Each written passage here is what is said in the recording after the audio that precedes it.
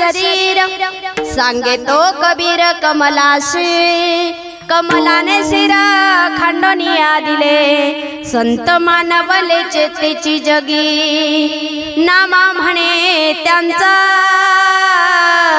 जन्म सफल झाला वंश उद्धारिला कबीराचा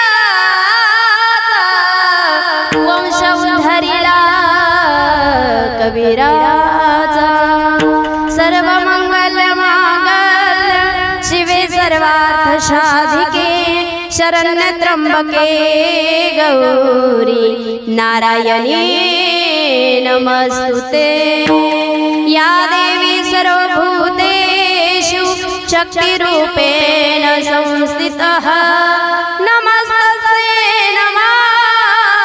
नमस्तस्यै नमस्तस्यै नमो नमः महायोगपीठे तटे भीमरथं वरं पुण्डलिकाय दातृमुनिं समागत तीर्थं तमानन्दकर्णं परब्रह्मलिङ्गं वद पाण्डुरङ्गं पाण्डुरङ्गा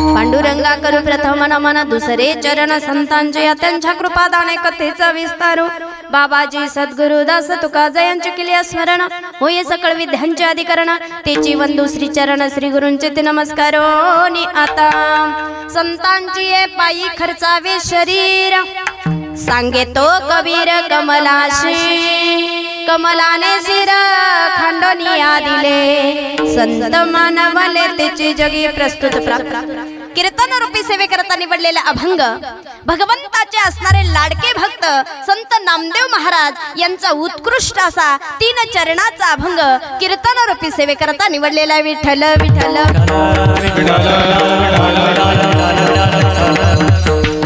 कीर्तनाला सुरुवात करण्यापूर्वी अल्पसा परिहार देणे उचित आहे तो म्हणजे असा की आपल्या या कोपरगाव नगरीमध्ये चालत असलेला दणदणीत खणखणीत अखंड हरिनाम सप्ताह ग्रामदैवत लक्ष्मी माता मंदिर यात्रा उत्सव 2024 आणि या यात्रेनिमित्ताने जय लक्ष्मी आई मैदान बाजारतळ या ठिकाणी आपला असलेला हा नियोजित असणारा ग्रामदैवत सगळ्यांच्या सहकार्यातून गेल्या 2 वर्षापासून मागच्या वर्षी प्रारंभ झाला आणि सुंदर असणारा त्या सप्ताहाचं नियोजन आणि इवले सेरोप लाविले द्वारी त्याचा वेलू गेला गगनावरी हे मैया हा जो यज्ञ आहे नाम यज्ञ आहे याचा कळस करणं हे तुझ्या हातात आहे हे ग्रामदैवत आहे आणि त्यातील त्यात असणारा हे उत्तम असणारा मास म्हणजे चैत्र मास हा मासच शुद्ध आहे हा मासच पवित्र आहे आपण या कोपरगाव नगरीमध्ये असं एकही नाही की ज्याची खायची पंचायत आहे सगळ्याकडे धन संपदा पैसा अडका सगळं काही आहे पण कुठं दान द्यावं हे मात्र कळत नाही पण दान जर द्यायचं असेल धन जर पवित्र करायचं असेल तर धन दानाने पवित्र होतं आणि अशा असणाऱ्या आई जगदंबेच्या दरबारामध्ये आणि तुम्हाला सेवा करण्याची योग आला ही फार महत्त्वाची भाग्याची असणारी ती गोष्ट आहे आणि त्याही आई जगदंबेच्या माता लक्ष्मीच्या प्रांगणामध्ये कीर्तन करण्याचा योग आला हरिभक्ती परायण आपले गणेश दादा कानडे दादांच्या वतीने या ठिकाणी येण्याचा योग आला। तुम्हा माईबापांचं दर्शन झालं। विठ्ठल विठ्ठल विठ्ठल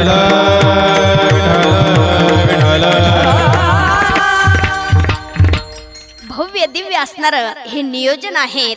आणि मग या ठिकाणी आपण कथा कीर्तन श्रवण करण्यासाठी आलो। पण संत नामदेव महाराज या अभंगातून सांगतात की आपल्या बाळाला उपदेश करणारे संत कबीर महाराज। संत कबीर महाराज म्हणतात की या देहरूपी गावाला आल्यानंतर बाळा, भगवान परमात्म्याने दिलेला हा देह आहे, तर तो देह कशासाठी झटला पाहिजे, काय केलं पाहिजे या देहामध्ये आल्यानंतर? जास्त प्रॉपर्टी, प्लॉट घेतले पाहिजे, बिल्डिंग बांधली पाहिजे? नाही। तर या देहरूपी गावाला आल्यानंतर तुम्ही काय करा, त्या संतांच्या सेवेसाठी तुमचा देह झटला पाहिजे। संतांची पायी खर्चावे शरीर, सांगे तो कबीर कमलाशी। कमलाला उपदेश केला। प्रत्येक आई वडिलांची तळमळ आहे। प्रत्येक आई वडिलांना असं वाटतं की आपल्या मुलाने देखील उंच भरारी घ्यावी, आपल्या मुलाला देखील समाजामध्ये मान असावा। कसा मान? अशा मातोश्री या ठिकाणी बसलेल्या आहे, आशुतोष दादांच्या असणाऱ्या मातोश्री। त्या आईला किती अभिमान आहे, कारण प्रत्येक आई वडिलांची तळमळ असते की आपल्या मुलाने देखील उंच भरारी मारावी आणि सगळ्यांनी त्यांचा आदर सत्कार करावा। आणि मग ज्या मुलांनी आई वडिलांच्या आज्ञेचं पालन केलं त्यांचं काय झालं? नामदेव महाराज म्हणतात बाळाला उपदेश केला आणि त्या बाळाने संतांच्या सेवेसाठी स्वतःचं शिर, स्वतःचं मस्तक खांडून दिलेलं आहे। मग त्यामुळे काय झालं? त्यांची कीर्ती चंद्र सूर्य आहे तोपर्यंत अजर अमर आहेत। आपली कीर्ती, आपली कुठपर्यंत आहे सांगू का? आपली कीर्ती मौत राग दशक्रिया 13वा वर्ष श्राद्ध झालं का आपली फाईल बंद, कोणी आपल्याला विचारत नाही। पण संत महात्मे जे आहे परोपकारासाठी त्यांनी जीवन जगलं आणि त्यामुळे चंद्र सूर्य आहे तोपर्यंत त्यांची कीर्ती अजरामर आहे। कमलाने शिर खांडोनिया दिले, संत मानवले तिची जगी। मग नामदेव महाराज म्हणतात कुळामध्ये अशी मुलं जन्माला आली पाहिजे। अशी कशी? श्याम महाराजांसारखी, गैनाचार्य महाराजांसारखी, आशुतोष दादांसारखी, आपल्या दीपक दादांसारखी, विक्रम दादांसारखी अशा व्यक्तींसाठी पुत्र जन्माला यावेत आणि त्यामुळे काय होतो? वंशाचा उद्धार होतो। आणि म्हणून नामदेव महाराज म्हणतात कबीर महाराजांच्या कुळामध्ये संत कमाल जन्माला आला आणि म्हणून नामदेव महाराज म्हणतात नामा म्हणे त्यांचा जन्म सफल झाला, वंश उद्धारिला कबीराचा, वंश उद्धारिला कबीराचा। कमलाने शिर खांडोनी दिले, संत मानवले ते जगी। विठ्ठल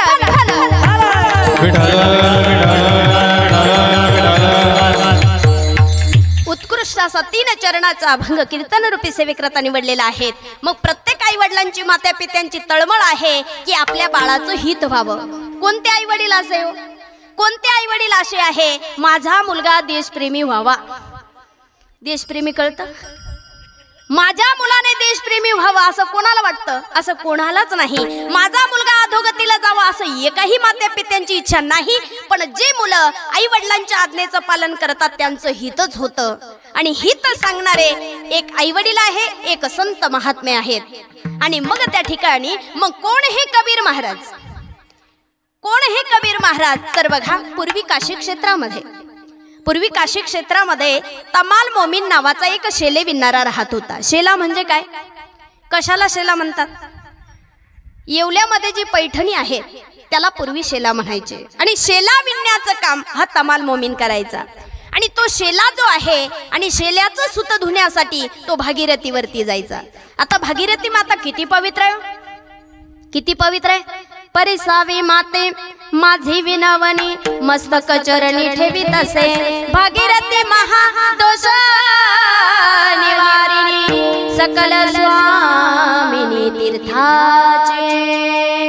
तीर्थाची असणारी स्वामिनी, पूर्वजांचा उद्धार करण्यासाठी या भूतलावरती स्वर्गातून असणारी मणिकर्णिका नावाची गंगा या पृथ्वी तलावरती ऋषिकेशवरती आली आणि ती फिरत फिरत फिरत फिरत काशी क्षेत्रामध्ये आली. भगीरथ राजामुळे आली म्हणून तिचं नाव भागीरथी पडलं.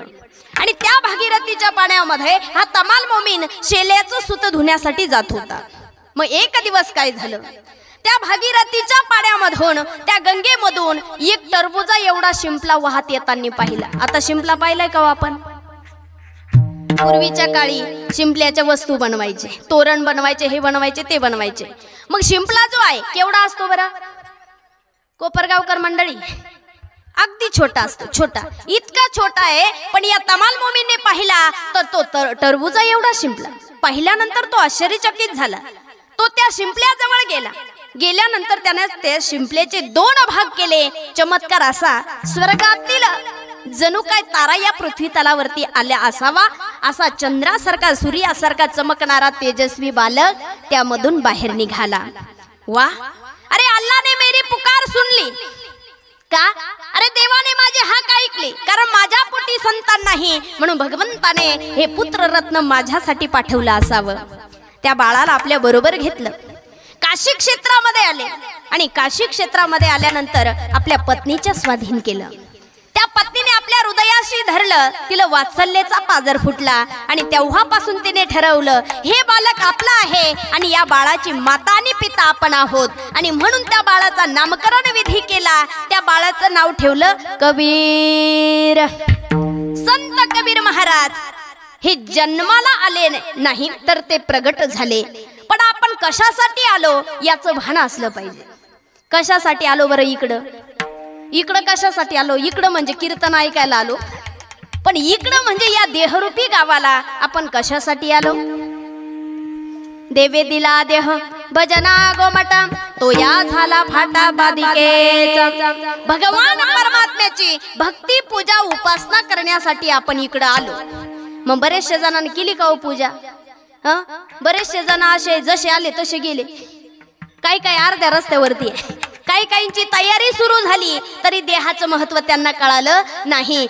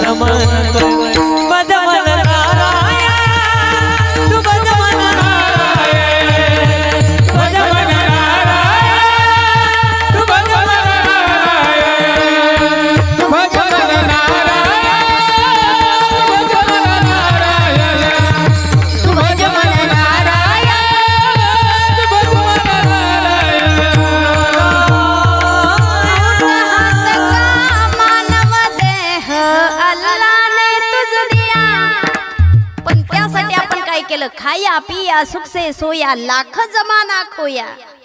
आणि म्हणून आपलं तेच आहे, आपलं तेच चालू. उठ रे चिंतन तोच धंदा. सकाळ झालं खायचं, संध्याकाळ झालं खायचं.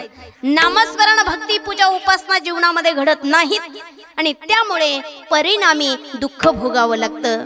कारण महान वैष्णव भक्त माऊली ज्ञानोबराय सांगतात, तुम्ही देहरूपी गावाला आल्यानंतर जर तुम्ही त्या देवाचं भजन पूजन नामस्मरण केलं नाही, त्याची ओळख केली नाही, जणू काय पालथ्या गड्यावरती पाणी असावं. पाहे पा शरीराचे गावा जयाला गेले पांडवा तो कार्य अर्थुआ गावा सांडणे. कोणतं कार्य करण्यासाठी आलात? जीवाला देवाकडे, जीवाचे शिवाचे ऐक्य मिलन होण्यासाठी तुम्ही या मृत्यू लोकात आलात. नाहीतर गरजच नव्हती तुमची इकडे येण्याची. पण आपण त्याची प्राप्ती करून घेण्यासाठी आपण इकडे आलो. आणि आल्यानंतर बघा, मग या संत महात्म्यांनी आयुष्यातील एक क्षण देखील वाया घातलं नाही. मग काय केलं? संत कबीरजी महाराज हे प्रगट झाले, पण कशासाठी झाले याचं मात्र त्यांना भान होतं. मग संत कबीर महाराज हळूहळू चालायला बोलायला लागले. आता आपली 4-5-6 वर्षाची मुलं असतात, काय बोलतात तो? आपल्याला ते फॅट भरलेले इंग्लिश मीडियम ती मुलं आपल्याला शिकवतात, ज्वानी ज्वानी जसे संस्कार तशी मुलं घडतात.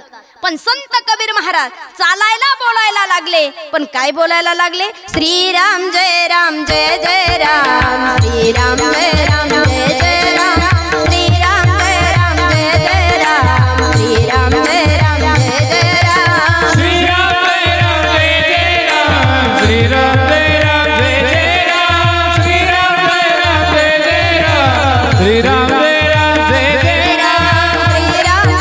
श्रीराम जय राम जय जय राम, श्रीराम जय राम जय जय राम, श्रीराम जय राम जय जय राम, श्रीराम जय राम जय जय राम, श्रीराम जय राम जय जय राम, श्रीराम जय राम जय जय राम,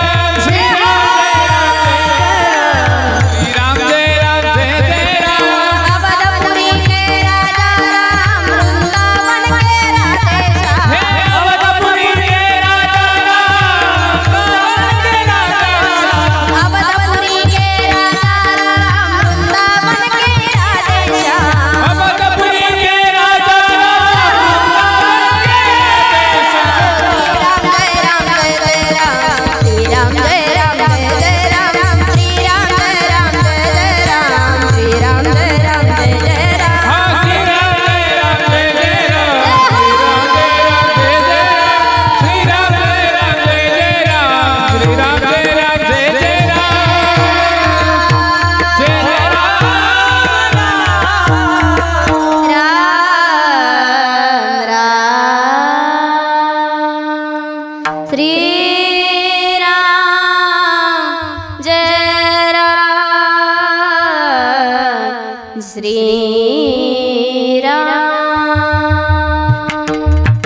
राम नामाचं भजन अहोरात्र चालू होतं. पण ज्या मात्या पित्यांना रामनामाचं महत्व कळालं नाही ते म्हणतात आमच्या 7 पिढ्या गेल्या. किती? आमच्या 7 पिढ्या गेल्या, पण असं टाळकरी जन्माला आलं नाही. हे पोरग कुठून द्वाड जन्माला आलं. आता हे चांगलं आहे का वाईट आहे? टाळ घेणं म्हणजे हे चांगलं आहे का वाईट आहे? चांगलं आहे ना. मग बरेचसे जण म्हणतात नाही नाही तो बिघडला, तो त्या वारकऱ्यांच्या नादी लागला महाराज मंडळींचा आणि तो बिघडला. पण नाही हो, तो बिघडला नाही तर तो घडलेला आहे. आणि मग त्यावेळेस त्या मातेने म्हणावं कबीरा, अरे बाबा सांज सकाळ तुझं लगीन होईल, तुझी पत्नी घरात येईल, हा मग तुझी मुलं बाळा जी आहेत त्यांना भाजीपाला किराणा काय तुझा राम आणून देणार आहे का? पण मला एक सांगा, आपला राम काय करत नाही? काय करत नाही ते विचारा. माझ्या रामाने वाटेल ती कामं केली. राम काय करू शकत नाही. अहो तुम्ही नुसतं त्याचं नाव घ्या, आपली पूजा करतात, आपला आदर सत्कार करतात. कशामुळे? ही राम नामाची ताकद आहे. त्यावेळेस आई म्हणाली, अरे कबीरा तुझा राम काय तुला भाजीपाला किराणा आणून देणार आहे बाई? माझा राम काय करतो काय करत नाही ते विचारा. आपल्या भक्तांवरती आलेल्या संकटांचं निवारण करणारा माझा राम आहे. आलेल्या संकटाचं निवारण करणारा राम आहे. तो निर्गुण निराकार राम सगुण साकार रूपामध्ये अवतार घेऊन आणि आपल्या भक्ताचं रक्षण करतो. निर्वाणी गोविंद असे मागे पुढे, निर्वाणी गोविंद असे मागे पुढे, निर्वाणी गोविंद असे मागे पुढे, गोविंद असे मागे पुढे, काहीच सकाळे पडून गेले, काहीच सकाळी निडून येते, काहीच सकाळी निडून माझा राम आहे. मागे आणि पुढे उभं राहून निर्गुण निराकार असणारा भगवान परमात्मा सगुण साकार रूपामध्ये अवतार घेऊन आपल्या भक्तांचं रक्षण करतो. कसं रक्षण केलं? अहो स्वतःच्या वडिलांनी विषाचा प्याला दिला तरी माझ्या भगवंताने काय केलं? काय केलं? मीराबाई साठी घेतो विष प्याला, दामाजीचा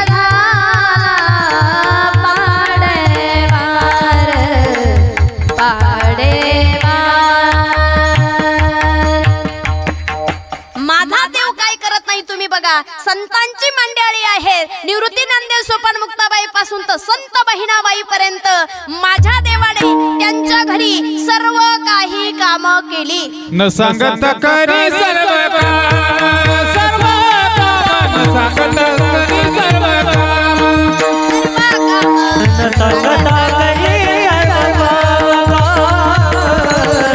सांगता करी हे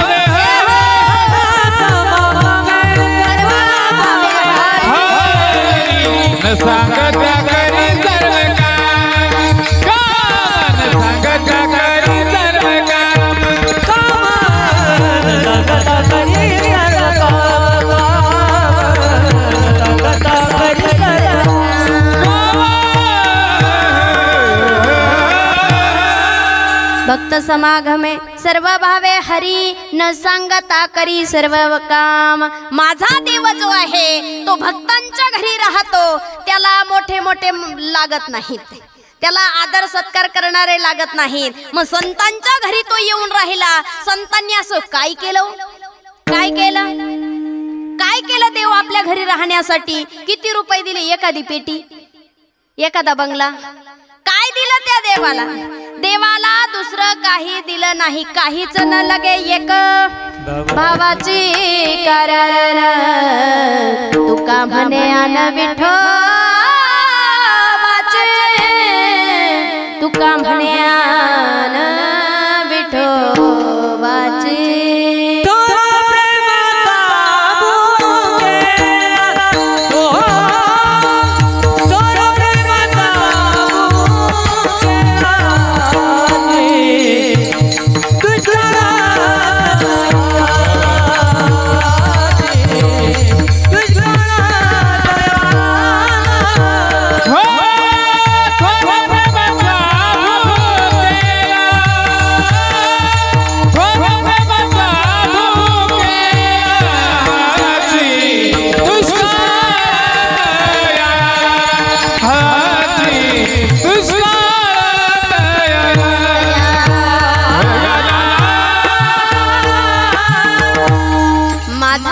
आहे थोर प्रेमाचा भुकेला, हाची दुष्काळ तयार।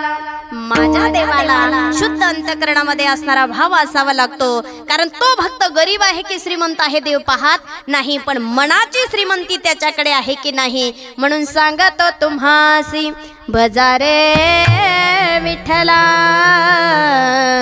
नाही तरी गेला जन्म वाया।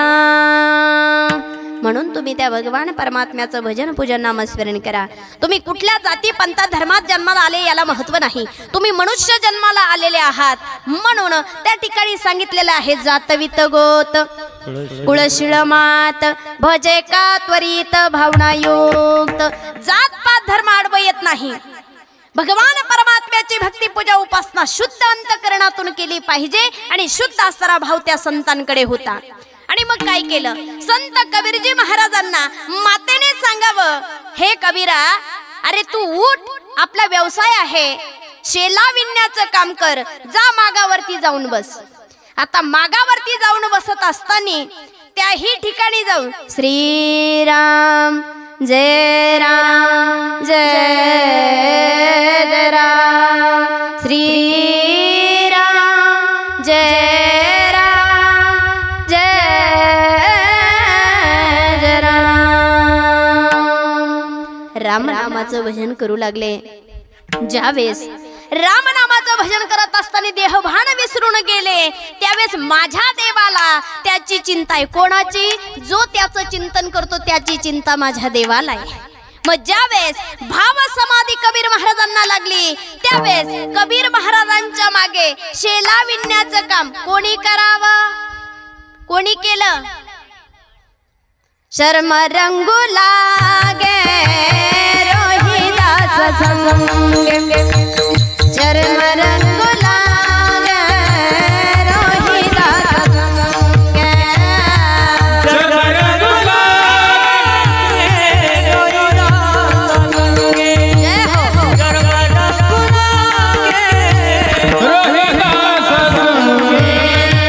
कबीरा मागे शेले वीर, कबीरा मागे शेले वीर, दासी पुत्र काना विदुराज बक्षी, दासी पुत्र काना विदुराज बक्षी। हे कबीरा मागे शेले वीर, कबीरा मागे शेले वीर, विदुराज बक्षी, दासी पुत्र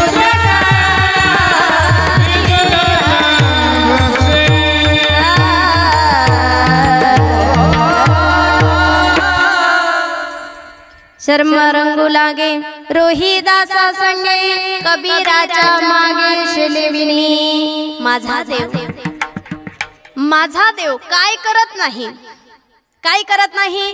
काय केलं सज्जन कसाया विकू लागे मास माळ्या सावत्यास खुरपू लागे. माझा देव काय करत नाही म्हणून सांगितलं चर्म रंगू लागे रोहिदासा संगे कबीराच्या मागे शेलेविनी. कबीराच्या मागे शेला विणण्याचं काम माझ्या भगवंताने करावं. एक एक धागा विनितो कौशल्येचा राम बाई कौशल्येचा राम. एक एक धागा विनितो कौशल्येचा राम बाई कौशल्येचा राम. माझ्या रामाने शेला विणण्याचं काम करावं.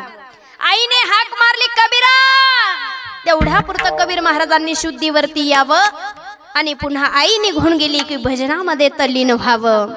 आणि मग चमत्कार असा आई म्हणाली कबीरा चल बाळा भोजन करून घे, स्वयंपाक बनून पूर्ण झालेला आहे. आईने जाऊन बघितलं 2 तासामध्ये शेला विणून पूर्ण झाला. आईने विचार केला अरे शेला विणण्यासाठी 1 महिना 15 दिवस कमीत कमी 8 दिवस तरी लागतात आणि हा 2 तासात पूर्ण झाला कसा. आता या ब्रह्मांडाचा चालक मालक आहे तो काय करू शकत नाही. काय करतो हा आणि ती मनोस्तर तिथं जातो. तो काय करत नाही. तुम्ही फक्त त्याला हाक मारा कारण तो कुठेही येईल पण त्याच्यासाठी तुम्हाला हाक मारावं लागेल. पण आपली हाक आहे का इथला शेजारच्यांना आवाज जात नाही आपल्या देवाला हाक मारण्याचा. पण आमच्या संतांनी हाक मारावी ये गा विठाबाई माझे पंढरीचे आई. कारण संतांनी देवाला हाक मारावी आणि म्हणून माझा भगवान परमात्मा कसा आला धावणी ये विठ्ठला सत्वरे धावणी ये विठ्ठला सत्वरे सुनी सुनी वाटे तुझी पंढरी सुनी सुनी वाटे तुझी पंढरी सुनी सुनी वाटे तुझी पंढरी सुनी सुनी वाटे तुझी पंढरी. संत सावत्याच्या मळ्यामध्ये तू गेलासी पांडुरंगा चोखोबाची गुरे राखोनी दमलासी पांडुरंगा जामुनी बसला कुण्या मंदिरी जामुनी बसला कुण्या मंदिरी सुनी सुनी वाटे तुझी पंढरी सुनी सुनी वाटे तुझी पंढरी. वा वा वा दादा वा. आणि म्हणून असा तो भगवान परमात्मा आला पाहिजे. आणि म्हणून त्या ठिकाणी सांगितलं की देवाला आपल्याकडे बोलावण्यासाठी तेवढा पावर असला पाहिजे. आणि तो पावर म्हणजे कोणता आहे. तो पावर म्हणजे भाव.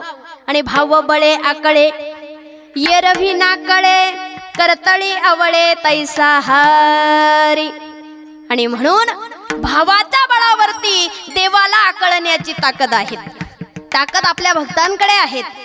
कारण माऊली ज्ञानोबराय सांगतात तप साधना घडल्याशिवाय दैवताची प्राप्ती होत नाही. तपेविना दैवत दिदल्याविना गुजविन हित कोण सांगे. मग कोण सांगे ज्ञानदेव सांगे. दृष्टांताची मात साधूचे संगती तरुणोपाय. पण कधी तरुण जाल हरिमुखे म्हणा पुण्याची गणना कोण करी. आणि म्हणून त्या ठिकाणी सांगितलं की आपल्याला जर तरुण जायचं असेल तर त्यासाठी भगवंताचं भजन पूजन नामचिंतन करणं गरजेचं आहे. ती भक्ती साधना आपल्या जीवनामध्ये घडली पाहिजे. आणि मग त्या ठिकाणी भगवान परमात्म्याचं नामचिंतन केलंय. आईने हाक मारावी. कबीर महाराज शुद्धीवरती आले. सांगितलं बाळा भोजन करून घे, भोजन करतो. तेवढ्यात भोजन करण्यासाठी कबीर महाराज आले. आणि कबीर महाराज म्हणाले आई शेला विणून पूर्ण झाला. शेला विणून पूर्ण झालेला आहे. मग असं म्हटल्यानंतर आई म्हणाली बाळा आता असं कर तू भोजन कर आणि हा शेला विकण्यासाठी बाजारात जा. कुठं? आपले इथंच. आज बाजारच होता नाही का, म्हणून तू बाजारात जा आणि बाजारात जाऊन शेला विकण्याचं काम कर. आता मला एक सांगा, ते आपल्यासारखे करत बसले का 5 4 आणि 3 पावशर? त्याही ठिकाणी जाऊन श्रीराम जय राम जय जय राम, श्रीराम जय राम जय जय राम. रामनामाचं भजन सांगितलं आणि मग त्या ठिकाणी पहिलं गिराईक आलं आणि ते गिराईक म्हणालं, अहो महाराज, शेला कसा दिला? आता तो शेला काही साधारण माणसाने बनवलेला होता. कशी दिला हा शेला? पहिलं गिराईक आलं, ते गिराईक म्हणाला, हा 1000 रुपयाचा असला पाहिजे, पण एवढे पैसे आपल्याकडे नाही. पूर्वीचे इमानदार होते म्हणे, एवढे पैसे आपल्याकडे नाही. ते गिराईक गेलं, दुसरं आलं, तेही गेलं, तिसरं आलं, तेही गेलं. कोणी त्या शेल्याची किंमत करू शकलं नाही. कबीर महाराज मात्र ध्यानस्थ आहे, भगवंताचं नामचिंतन करत बसलेले आहेत. तेवढ्यात काय झालं, त्या शेल्याची किंमत कोणी करू शकलं नाही. तशी या शेल्याची किंमत आहे का हो कोणाला? कोणी बनवला? तू कोणी बनवला? तुम्ही म्हणा आमचा शेला येतो. कोणाचा? माझा. माझा आहे तो. त्याला सुंदर बनवण्यासाठी मी 7000 काय 10000 घालवते याला. पण स्वतःला आपण इतकं सुंदर समजतोय, पण याला सुंदर बनवणारा किती सुंदर आहे, किती सुंदर आहे. पण कोण येतो याला बनवणारा? या शेल्याला बनवणारा सुंदर कोण आहे? राजस सुकुमार मदनाचा पुतळा, रवी शशिकळा लोपलिया. इतका तो सुंदर आहे. मनुष्य दिसण्यापेक्षा असायला पाहिजे. एखाद्याची बिल्डिंग लय मस्त झाली, अगदी प्लास्टर फरची झाली, पण त्यात देवच नाही हो. बरेचशे जणांचं असं आहे. कारण भगवान परमात्म्याला तुमची धनसंपदा, तुमची प्रॉपर्टी, तुमचं देवघर एवढं मोठं आहे, एवढं चालत नाही. पण तुमच्या मनात किती भाव आहे हे देवाला पाहिजे. कारण मनात भाव असल्यानंतर देवाकडे आपल्याला जावं लागत नाही. देव स्वतः येतो. देव स्वतः येतो. देव जात पात धर्म पाहत नाही. देव स्वतः धावत जातो. कुठं गेले? कुठं गेले? शबरी मातेकडे गेले. सगळ्या ऋषी मुनींची तपसाधना करणाऱ्यांचे सगळ्यांचे आश्रम होते, पण देव त्या ठिकाणी कुठं गेले? शबरी मातेकडे. मग शबरी मातेने भगवंताला आपल्याकडे येण्यासाठी किती दिंड्या काढल्या, किती सप्ताह केले, काय केलं? अहो रात्र त्या रामनामाचं भजन केलं आणि त्या रामनामामध्ये एवढी ताकद आहे. स्वतः भगवान परमात्मा धावत धावत त्या ठिकाणी गेले आणि गेल्यानंतर माझ्या शबरी मातेने काय केलं? एवढा भाव असणारा, एवढं प्रेम होतं आणि त्या प्रेमाच्या बळावरती देवाने उच्चिष्ट गोरे खावेत. मग बिहसी भाऊलासे मज अर्पावयाची निसे, फल एक आवडी तैसे भलतयाची हो. म्हणून माझा देव धावत पळत त्या ठिकाणी जातोय आणि मग तो भाव या संतांकडे आहेत. मग त्या शेल्याची किंमत कोणीच करू शकलं नाही. त्या शेल्याची किंमत कोणी करू शकलं नाही. याही शेल्याची किंमत कोणी करू शकणार नाही. पण याची किंमत कधी कळते सांगू का? एखादं पार्ट गेलं मग बघा, एखादं पार्ट गेलं मग बघा. एखाद्याचा हात पाय फ्रॅक्चर झाला असेल, त्याला विचारा त्याचं दुःख. मग तुमच्याकडे भरपूर पैसा आहे, तुम्ही त्याला पैसा अडका देऊन रिपेअर केलंय, पण जसं देवाने दिलंय तसं फिक्स बसतं का? कुठं तरी चेशी बेंड असते, फिक्स होतच नाही. कारण माझ्या देवाचे, माझ्या भगवंताचे माझ्यावरती अगणित उपकार आहे. पण बरेचसे जण म्हणतात देव खऱ्याचा नाही. असं म्हणण्या इतका तुमचा अधिकारच नाही. तुम्ही फक्त सप्ताह सुरू झाला का जय हरी जय हरी जय हरी जय हरी, काला झाला का जा आपल्या पुन्हा लक्ष्मी मातेकडे कोणी येणार नाही. मग असं असूनही जर तुमचा एवढा अधिकार आहे का?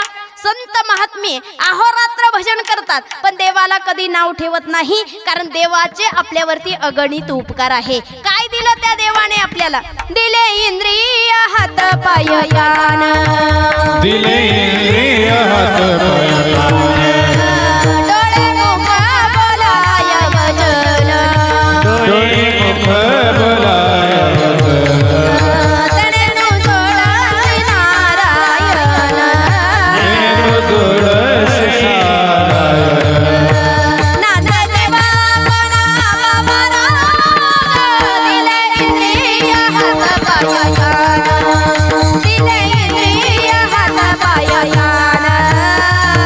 जीवन भवरोग दिले इंद्रियात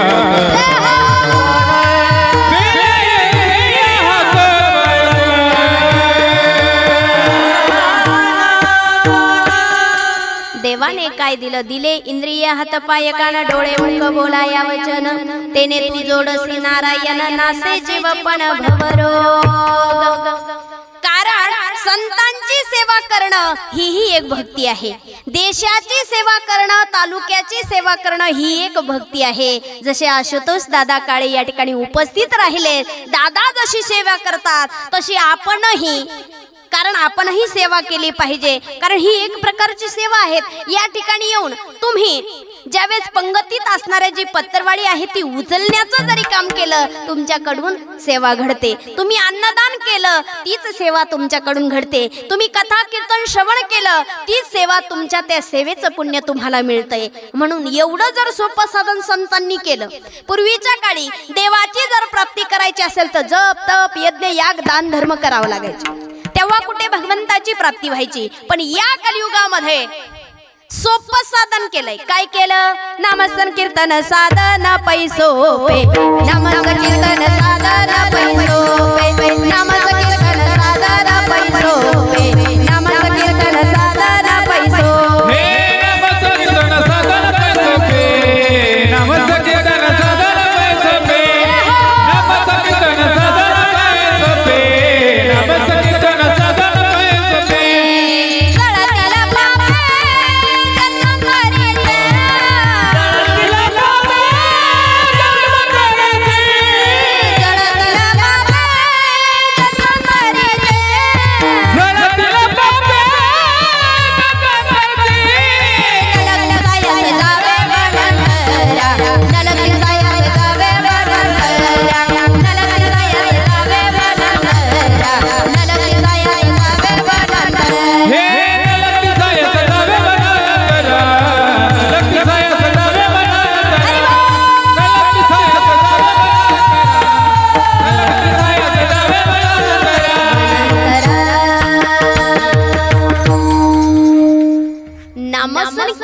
साधन पैसोपे, जळतील पापे जन्मांतरीचे। एका जन्मीचं नाही अनेक जन्माचं पाप जाळण्याची ताकद आहे, म्हणून ते नामस्मरण सोपं साधन आमच्या संतांनी आमच्यासाठी करून ठेवलं। मग कबीर महाराज पहिलं गिऱ्हाईक आलं, दुसरं आलं, तिसरं आलं, पाहता पाहता संध्याकाळ झाली। एका शेजारची व्यक्ती होती, ती म्हणाली महाराज संध्याकाळ झाली घरी जायचं नाही का? तेव्हा कुठे कबीर महाराज शुद्धीवरती आले आणि त्यांनी विचार केला, अरे शेला तर विकला गेला नाही, घरी गेलं तर आई काय म्हणेल?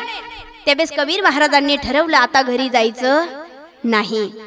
कबीर महाराजांनी तो शेला घेतला, एका पडक्या घरामध्ये काशी क्षेत्रामध्ये जाऊन एका पडक्या घरामध्ये जाऊन रामनामाचं भजन करू लागले। आता रामनामाचं भजन त्यांचं पडक्या घरात चालू आहे, पण माझ्या देवाने विचार केला, कारण कुठलाही राजा महाराजा असो, ऋषी मुनी असो, संत महात्मे असो, देव भगवान परमात्मा सर्वांची परीक्षा पाहत असतो। मग माझ्या देवाने ठरवलं या कबीराचा किती अधिकार आहे या समाजाला कळावा, म्हणून माझ्या भगवंताने काय केलं, एका ब्राह्मणाचं रूप घेतलं आणि कबीर महाराज ज्या ठिकाणी भजन करतात त्या ठिकाणी देव स्वतः आले आणि देवाने आल्यानंतर सांगितलं, हे कबीर महाराज मी एक गरीब ब्राह्मण आहे, माझ्याकडे नेसण्यासाठी आणि पंच त्या ठिकाणी नाही, काही मदत होईल का? कबीर महाराजांनी मागचा पुढचा विचार न करता तो नवीन बनवलेला शेला आहे त्याचा अर्धा भाग केला आणि तो ब्राह्मणाला देऊन टाकला। कारण संत महात्मे हे कसे आहे? दयेचे प्रेमाचे सागर, भूतदया हे भांडवल संता, आपुलाली ममता नाही देही। सर्वांवरती प्रेम करणारे हे संत आहे। जगामध्ये जे जे दिसे ते भगवंताचा अंश आहे असं ज्यांचा दृष्टिकोन आहे ते संत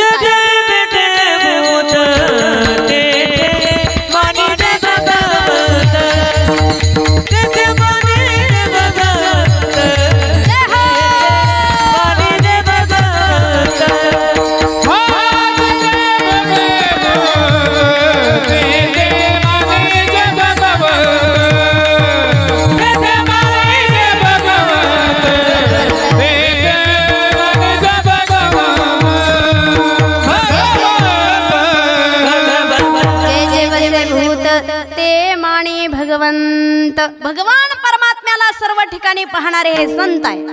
आणि संतांनी कुठं देव पाहिला? संत महात्मे म्हणतात सर्वात देव आहे. कोणात आहे? तुमच्यात आहे, आमच्यात आहे, सर्व प्राणी मात्रांमध्ये देव आहे. विठ्ठल जळी स्थळी भरला रिता भावना ही मुनला अजम्या दृष्टीने पाहिला विठ्ठलची विठ्ठल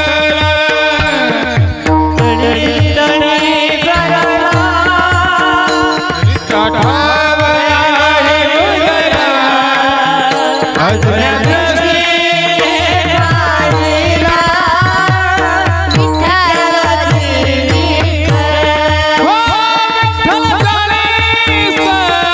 रिता भावना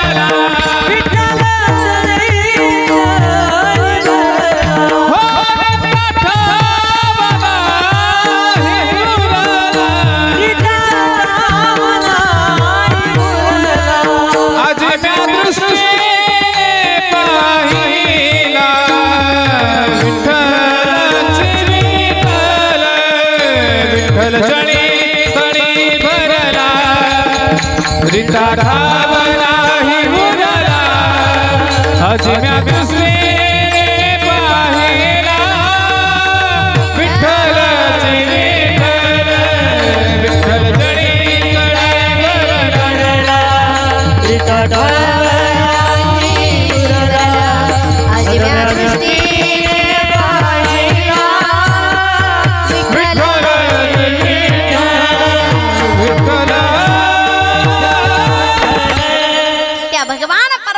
मी सर्व ठिकाणी पाहिलं आणि सर्व ठिकाणी तो देव आहे.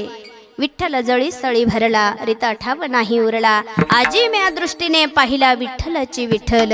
आणि एवढंच काय माऊली ज्ञानोबा सांगता सर्व घटी राम देहा देही एक सूर्यप्रकाशक सहर्ष रश्मी. असा असणारा तो भगवान परमात्मा प्रत्येक ठिकाणी. पण दिसतो का? देव पाहिला कोणी? याच्यात लाईट आहे कोणाला माहिती का? चेक करायची कोणाला? डोळ्याने दिसत नाही पण ते आहेत. तसा भगवान परमात्मा तो आहे. कुठे आहे? देव आहे, देव आहे हृदय मंदिरी शोधोणी पाहे. असा असणारा तो भगवान परमात्मा आपल्या जवळ आहेत.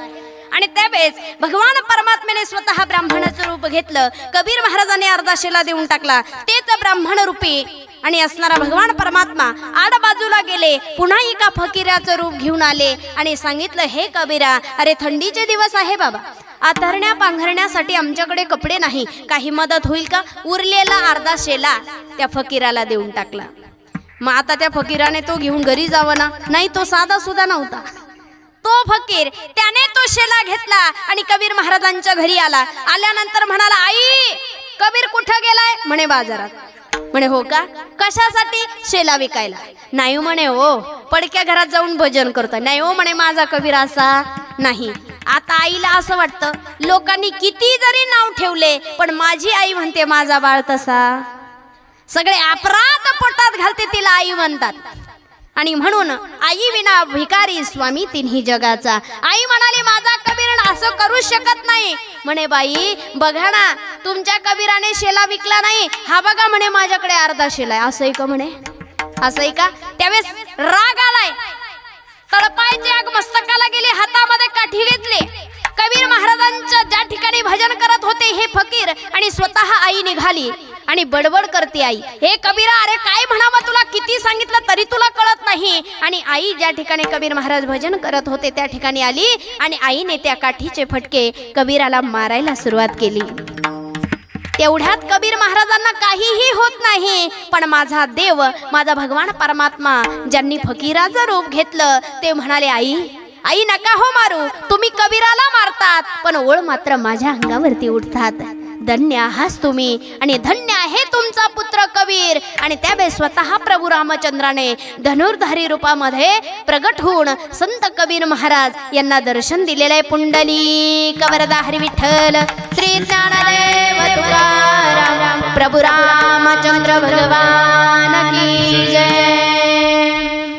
असं म्हटल्यानंतर माता तर भगवंताच्या चरणाविंदावरती नतमस्तक झाली आणि कबीर महाराजांना तर कबीर महाराजांचा आनंद गगनात मावेना. माझ्या प्रभूंची भेट झाली, माझ्या प्रभूंची भेट झाली. अरे जो देव ऋषी मुनी जपी तपी त्यांना भेटले नाही. अरे 4 पिढ्या निघून गेल्या, देवाची प्राप्ती झाली नाही. पण माझा भगवान परमात्मा कुठं राहतो, कुठं राहतो, कुठं आहे तो देव? अरे जो भजन करतो त्याच्या घरी आहे. कोणाच्या घरी राहतो? व्यास महाराज म्हणतात. कोणाच्या घरी आहे? ज्ञानदेव म्हणे व्यासाची एकूणा, द्वारके तराना पांडवा घरी, द्वारके तराना पांडवा घरी.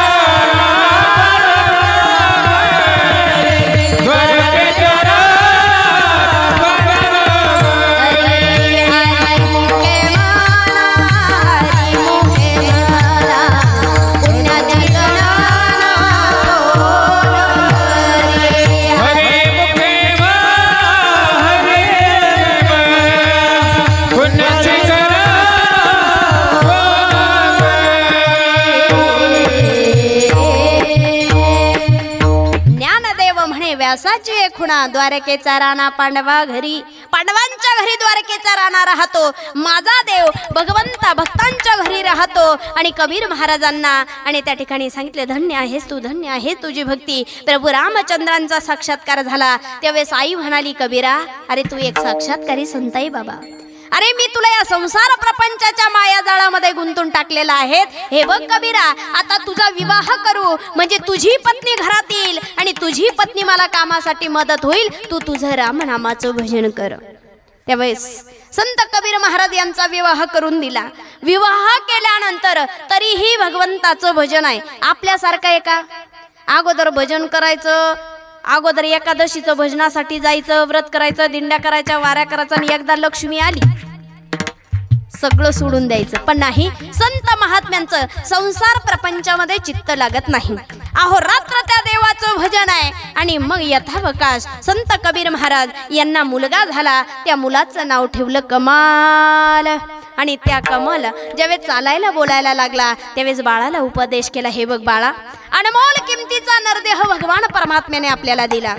जास्त पाप केलं तर नरक लोकाची प्राप्ती होते. बघा बरं का, स्वर्ग आणि नरक आपण बरेचसे जण म्हणतात, कोणी पाहिला नरक कोणी पाहिला स्वर्ग. जगून घ्या. पण तुम्हाला सांगू का, आपलं कर्म जर चांगलं असेल तर निश्चित ठराल की आपण स्वर्गाले जाऊ. जर आपलं कर्म जर वाईट असेल तर निश्चितच तुम्ही नरकाले जाल. म्हणून त्या ठिकाणी जास्त पुण्य केलं तर स्वर्ग लोकाची प्राप्ती, जास्त पाप केलं नरक लोकाची प्राप्ती. पाप आणि पुण्य समान झाल्यानंतर 84 लक्ष युनी फिरून एकदाच मनुष्य देह आहेत. सांगितलं बाळा, या देहामध्ये आल्यानंतर हा देह कशासाठी याचा वापर झाला पाहिजे, हा देह कशासाठी झटला पाहिजे. अभंगाच्या प्रथम चरणात करता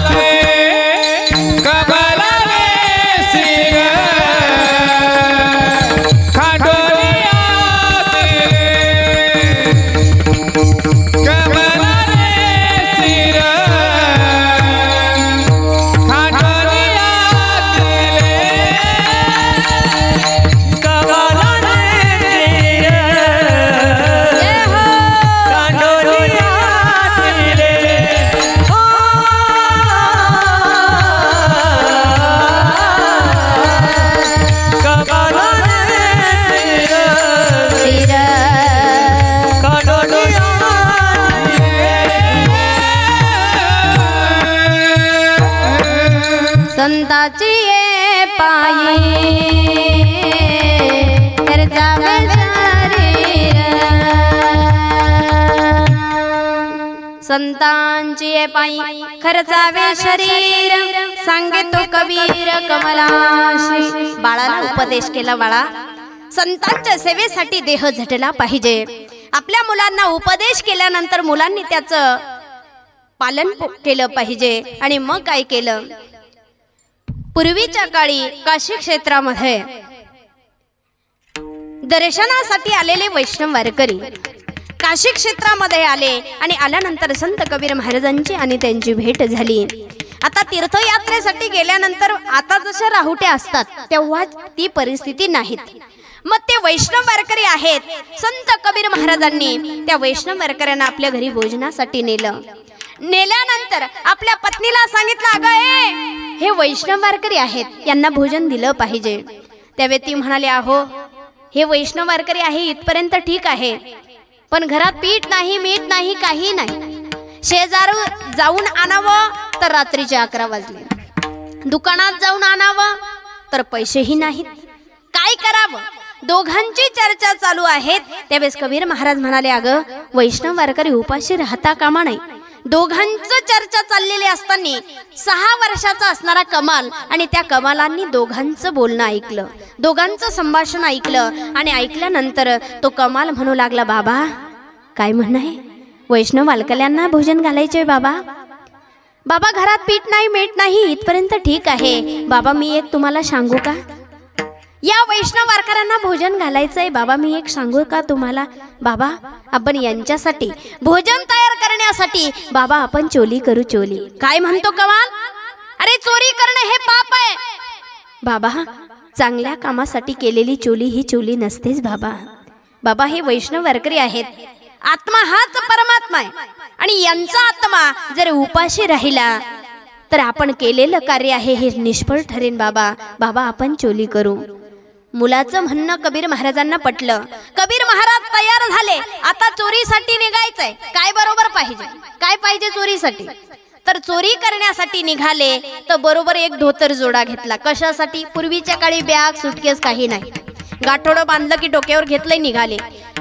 बरोबर धोतर घेतलंय बरोबर एक तलवार घेतली स्वतःचं रक्षण करण्यासाठी पहार घेतली दुकान फोडण्यासाठी आणि मग संत कबीर महाराजांनी कमाल निघाल्यानंतर वाण्याच्या दुकानाजवळ आले दुकान फोडलंय दुकानातून लागणारं स्वयंपाकासाठी पीठ मीठ साधन सामग्री सगळी काही गाठोड्यात बांधली मात्र वाण्याच्या पैशाला मात्र काही हात लावला नाही कारण हे साधे सुधे चोर होते का हे निष्फळ असणारे प्रजेवरती समाजावरती संतांवरती प्रेम करणारे हे संत महात्मे आणि यांनी काय केलं स्वयंपाकासाठी लागणारा सीधा पाणी बरोबर घेतला कबीर महाराजांनी ते गाठोडं डोक्यावरती घेतले आता कबीर महाराजांनी कमाल निघाल्यानंतर कबीर महाराजांच्या लक्षात आलं आता इकडं काय झालं एवढं दुकान फोडलंय तरी वाणी बाबा घुर्र घुर्र घुर्र घुर्र बरेचसे जण असे घरात जवळ किती मोठा आवाज असला तरी त्यांची झोप मोडत नाही मग कोणाचे भावबंद असले पाहिजे ते कुंभकर्ण बरेचसे जण रेल्वे ट्रेन जवळून जाते तरी यांना जाग येत नाही तसा हा वाणी बाबा होता दुकान फोडलं पीठमीठ घेतलंय सगळं घेऊन निघाले वाणी बाबा झोपलेले तेवढ्यात कबीर महाराज म्हणाले कमला अरे पीठ मीठ आपण घेऊन निघालेलो आहे पण असली चोरी येईल आणि या वाण्याचा पैसा अडका घेऊन जाईल बाबा जा जा त्याला उठून दे असे चोर करता का असली चोर असे करतात का जो उठलाय त्याला चाकू दाखवतात ते म्हणतं सगळं ने बाबा आम्हाला काय करू नको पण हे त्यातले चोर नाहीत असं म्हटल्यानंतर कबीर महाराज बाहेर गेले आणि कमाल वाणी बाबाला उठवण्यासाठी आले वाणी बाबाला आवाज देऊ लागले वाणी बाबा उठा तरी वाणी बाबा गुर्र गुर्र पुन्हा सांगितलं वाणी बाबा उठा गुर्र गुर्र पण कानाजवळ जाऊन कमाल म्हणू लागला वाणी बाबा उठा उठा उठा आम्ही तुमची चोरी केली चोरी आता चोरी हा शब्द कानाजवळ गेला हे खाटावरून खाली आलं आणि लगेच त्या कमलाच्या पाठीमागे लागलंय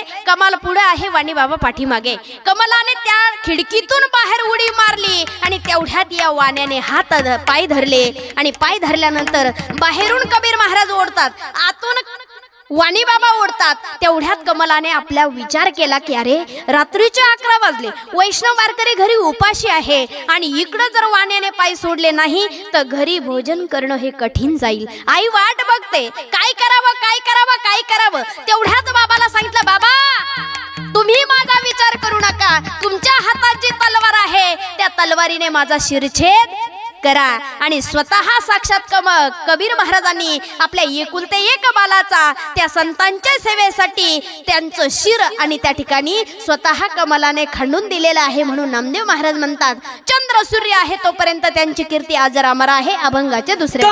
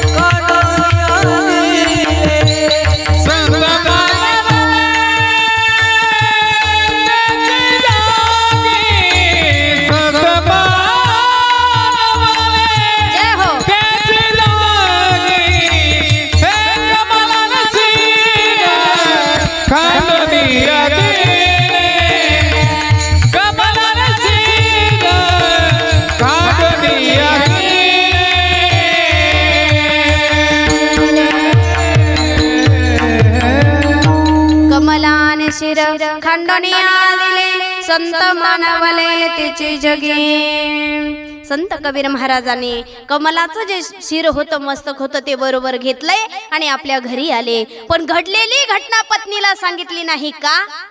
कारण ही जर घटना दुःखद जर आपल्या पत्नीला सांगितली तर ती दुःख करत बसेल आणि ती जर दुःख करत बसली ती स्वयंपाक बनवणार नाही. स्वयंपाक जर बनवला नाही तर वैष्णव वारकरी उपाशी राहतील.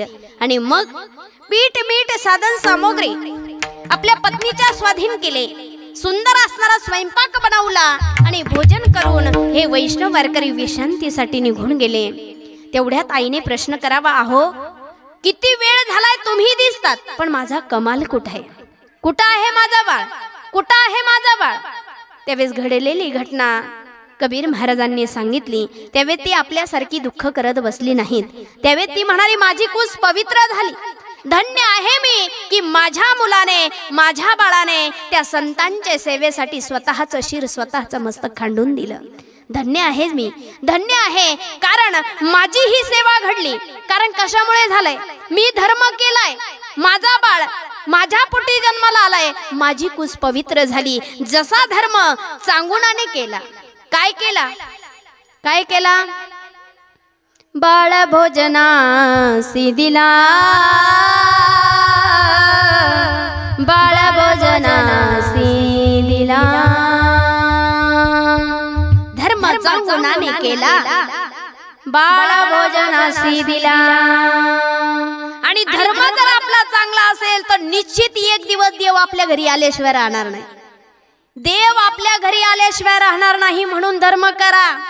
कारण एखाद्याला भलाई पैसा देऊ नका पण त्याला अन्नदान द्या, त्याला तांब्यावर पाणी द्या. आणि तोच आत्मा हाच परमात्मा आहे. देव आहे तरी कुठे? आणि म्हणून तो जर धर्म केला तर आमच्या संतांनी आमच्या पांडवांनी धर्म केला. म्हणून काय केलं? धर्म करा, धर्म करा, धर्म करा, धर्म करा, धर्म करा, धर्म करा, धर्म करा, धर्म करा.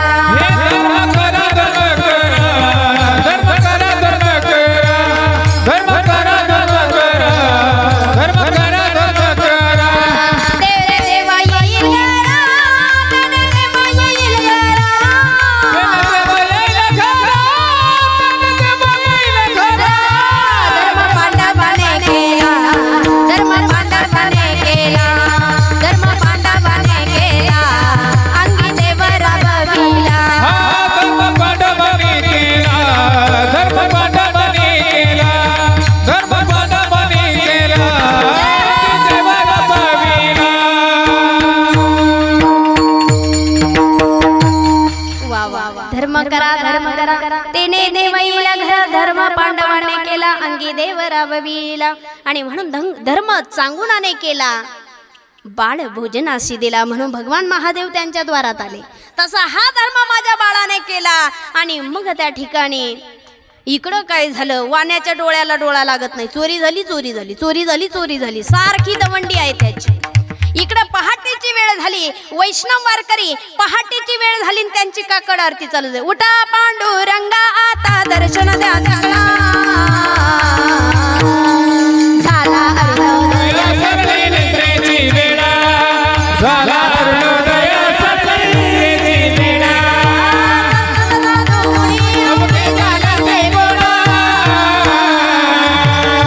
सोडा जय सुखा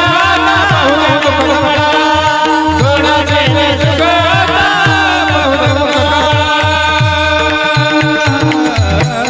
वैष्णव वारकऱ्यांची काकड आरती सुरू झाली इकडं दिवस उगवलेला आहे वाणी बाबा जसे उठले तसे राजाकडे गेले राजाकडे गेले आणि राजाला सांगितलं चोरी झाली चोरी झाली चोरी झाली राजाने सांगितलं वाणे बाबा तुमची चोरी झाली पण काही पुरावा आलाय का हाताशी तेव्हा वाणी बाबा म्हणाले हो पुरावा आलाय ना हाताशी काय आलाय 6 वर्षाच्या बालकाचं धड हाताशी आलाय काय 6 वर्षाच्या बालकाचं धड हाताशी आलंय असं म्हटल्यानंतर हा राजा म्हणाला द्या सुळावर कोणाला धडाला मेलेल्याला मारायला सांगतो राजा अंधेरी नगरी मेलेल्याला मारायला सांगतो राजा द्या सुळावरती पूर्वीच्या काळी सुळावरती देण्यासाठी चौकामध्ये सूळ ठोकण्यात यायचा आणि त्या सुळावरती या बाळाला देण्यासाठी त्या चौकामध्ये घेऊन गेले आता इकडं काय झालं हे वैष्णव वारकरी संत कबीर महाराजांना म्हणतात महाराज महाराज पंढरीच्या राया प्रभू दीनानाथा आज्ञा द्यावी आता येतो आम्ही आज्ञा द्यावी आता येतो आम्ही विनंती केली सांगितलं आता आम्ही येतोय येतोय आणि म्हणून नामा म्हणे तुमच्या चरणावरी माथा आज्ञा द्यावी आता येतो आम्ही त्यावेळेस कबीर महाराजांना असं वाटलं 2 पावलं वैष्णव वारकऱ्यांबरोबर चालावं आणि म्हणून ते निघाले निघाल्यानंतर हे वैष्णव वारकरी पावलोपावली नामस्मरण करतात एकही पाऊल बिगर नामस्मरणाचं टाकत नाही आणि म्हणून त्यांना साक्षात देव भेटतात आणि म्हणून स्वतः संत कबीर महाराज त्यांच्या बरोबर निघाले पण जात असताना ज्या ठिकाणी या बाळाला या कमलाला सुळावरती देण्यासाठी आणण्यात आलं होतं त्या ठिकाणून हे वैष्णव वारकरी आणि संत कबीर महाराज जात असताना तेवढ्यात त्या बालकाच्या धडाला हे महात्मा त्या ठिकाणून जात आहे असं कळालं आणि कळाल्यानंतर त्याने हात जोडले कोणी कोणी हात जोडले धडाने धडाने महात्म्यांना पाहता क्षणी या धडाने हात जोडले आपल्या समोरून एखादा शांतिगिरी असेल कुणी असेल महाराज गेला तरी आपण हात जोडत म्हणजे आपण धडाच्याही म्हणजे आपल्यापेक्षा धड बरं आहे त्या धडाने हात जोडले हात जोडल्याबरोबर ते महात्मा कबीर महाराजांना विचारू लागले कोण आहे हा बालक कोण आहे हा बालक त्यावेळेस कबीर महाराज म्हणाले तो बालक एक चोर आहे कोण आहे तो बालक एक चोर आहे पण महात्मा म्हणाले तो बालक एक चोर जर आहे पण त्या बाळाने वैष्णव वारकऱ्यांना पाहता क्षणी हात जोडले मग सांगितलं तो बालक एक चोर आहे पण तो बालक वैष्णव वारकरी आहे असं आहे का कबीर महाराज तुम्हाला ज्या अर्थी माहिती आहे तो बालक चोर आहे तो बालक वैष्णव वारकरी आहे त्या अर्थी तुम्हाला हेही माहित असलं पाहिजे तो बालक कोण आहे असं म्हटल्यानंतर महात्म्यांच्या अग्रस्तव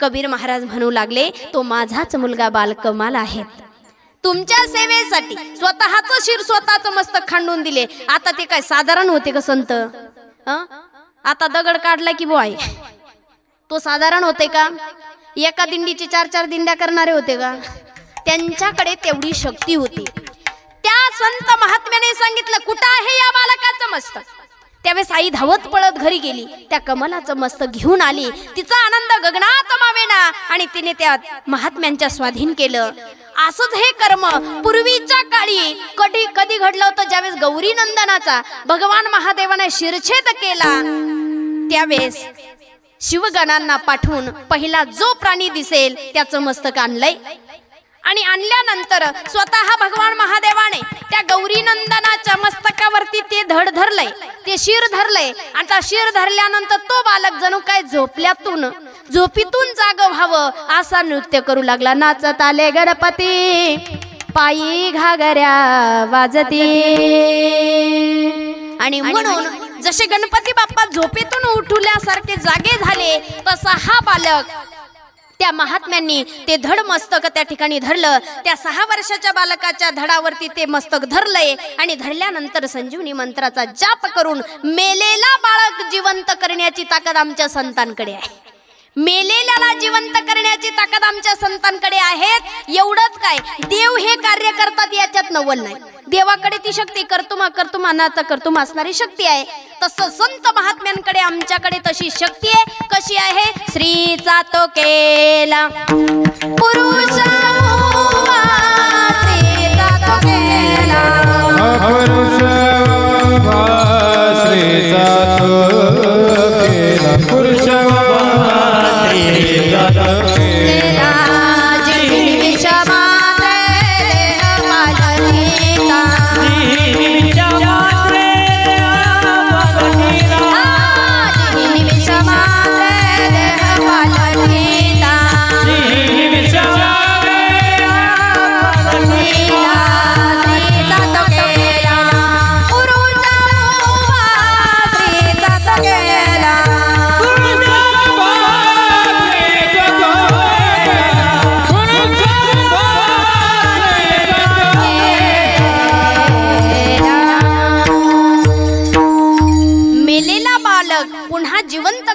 ताकद या संत महात्म्यांकडे आहे. मग एवढी ताकद संत महात्म्यांकडे आली कशी? कारण त्यांनी अहोरात्र भजन केलं. ते कसं? विठोबा रखुमाई विठोबा रखुमाई विठोबा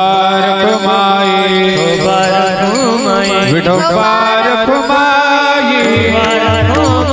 विठोबा जय जय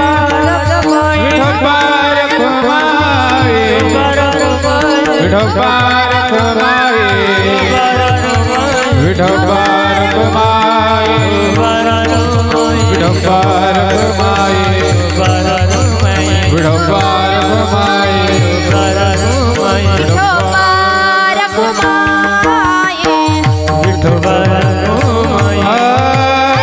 विठोबा रखुमाई जय जय विठोबा रखुमाई जय जय विठोबा रखुमाई विठोबा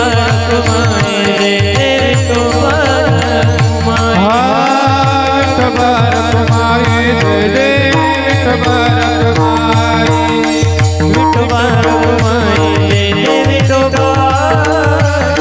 हरि जय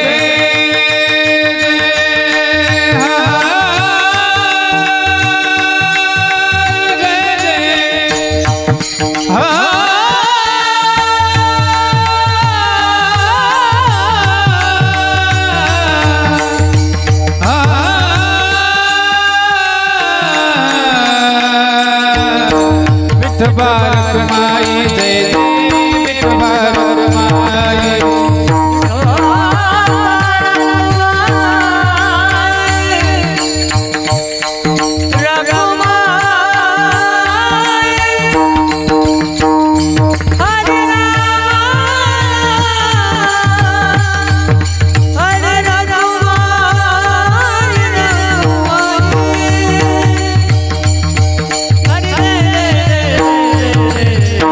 विठोबा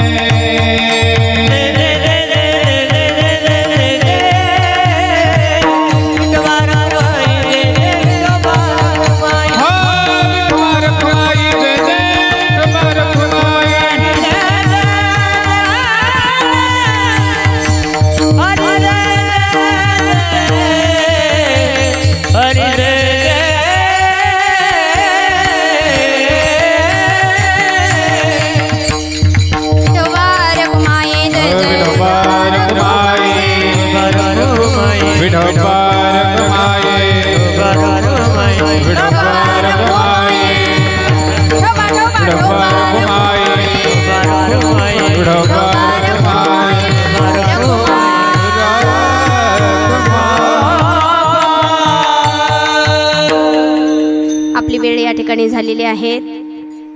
आजचं कीर्तनाचं प्रयोजन आहेत माननीय श्री योगेशजी तुळशीदास बागुल, माजी उपनगराध्यक्ष कोपरगाव नगर परिषद कोपरगाव.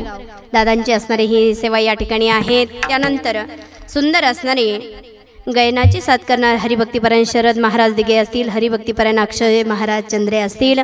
त्यानंतर सुंदर असणारी मृदंगाची साथ करणार हरिभक्तीपरायण दीपक महाराज खरात. सुंदर असणारी साथ, सुंदर असणारे आमचे हे वारकरी, सुंदर असणारे बालगोपाल, आमचा महिला वर्ग विनेकरी ताई. त्यानंतर सुंदर असणारे ज्यांच्यामुळे सेवा करण्याचा योग आला असणारे आमचे गणेश दादा असतील. त्यानंतर सुंदर असणारी साऊंड सिस्टीम राज बरोबर तीच ना, राज डेकोरेशन सुंदर असणारी तुमचीच ना बरोबर, नितीन महाराज. साई धून, वा वा, साई धून ही साऊंड सिस्टीम अतिशय सुंदर, अतिशय सुंदर. एवढं मोठं नियोजन करणं सोपं नाही, कारण साईबाबाची कृपा असल्यानंतर काय पाहायचं हो, ज्याचं नावच साई धून आहे. कारण मेरे साई तेरी मूरत रहे मन में, यही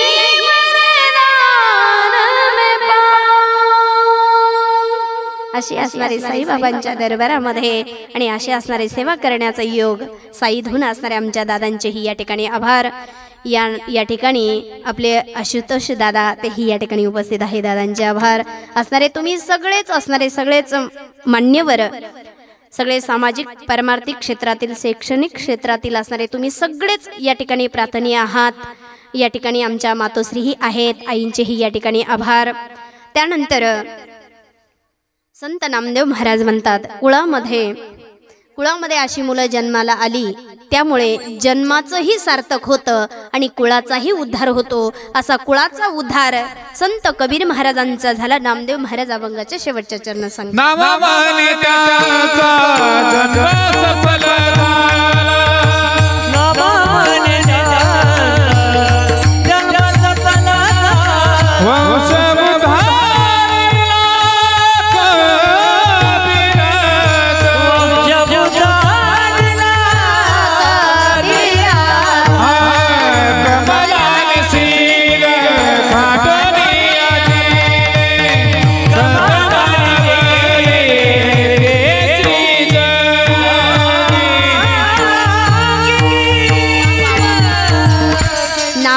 त्यांचा जन्म सफल झाला. वंश उद्धारीला कबीराचा, कमलाने सिर खांडोनिया दिले. संत मानवले त्याची जगी ज्ञानेश्वर.